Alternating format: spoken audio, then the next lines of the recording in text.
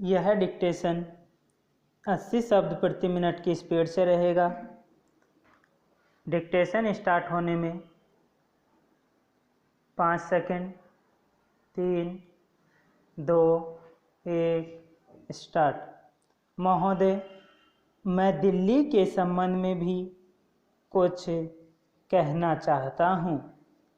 अब दिल्ली चूँकि केंद्र शासित क्षेत्र है और दिल्ली को केंद्र शासित क्षेत्र माना गया है, तो स्वभावतः दिल्ली वालों को यह आशा थी कि केंद्र से शासित होने से यहाँ पर उन्नति होगी और यहाँ के लोगों को कुछ सुविधा मिलेगी, संतोष प्राप्त होगा।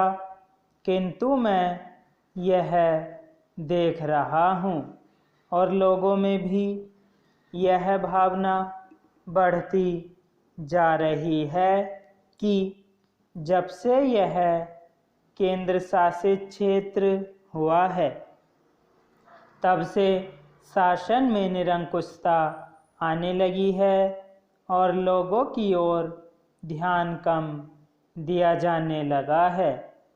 इसलिए मैं यह कहना चाहता हूँ कि दिल्ली प्रशासन के पुनर्गठन के ऊपर पुनः जोर दिया जाना चाहिए और हो सके तो उसके लिए एक समिति बैठा दी जाए और उसके लिए सोचा जाए कि दिल्ली का प्रशासन किस तरह का होना चाहिए। मैं चाहता हूँ दिल्ली के प्रशासन के संबंध में आप विचार करें। भ्रष्टाचार के संबंध में यहाँ बहुत कुछ कहा गया है, मैं पुनः उसको दोहराना नहीं चाहता, किंतु इतना अवश्य कहना चाहता हूँ कि आज देश में जनता का जो नैतिक स्तर है वह दिन प्रतिदिन गिरता जा रहा है।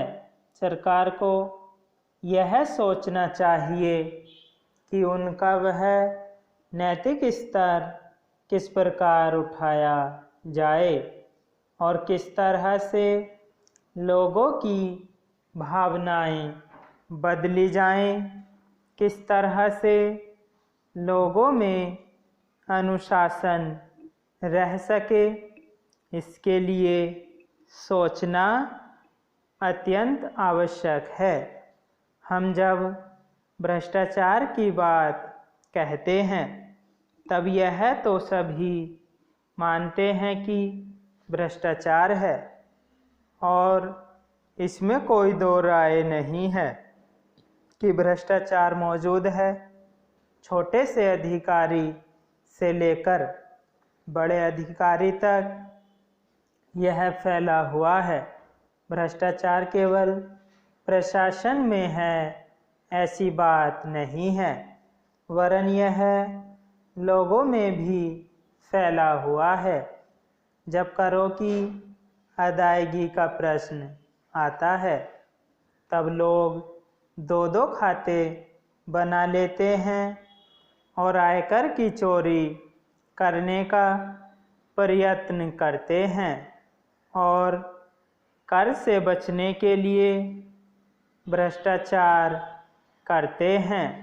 जैसे बगैर दोनों हाथ के ताली नहीं बज सकती, ठीक वही बात भ्रष्टाचार के संबंध में लागू होती है। भ्रष्टाचार के निवारण के लिए जितना अधिकारियों का कर्तव्य है उतना ही कर्तव्य जनता का है। अधिकारियों को तो सतर्क रहना ही चाहिए। यह जो संसद है वह कानून बनाकर उनके हाथ में दे देती है। उसका कार्यान्वयन करने के लिए जनता और नौकरशाही को सहयोग से कार्य करना चाहिए।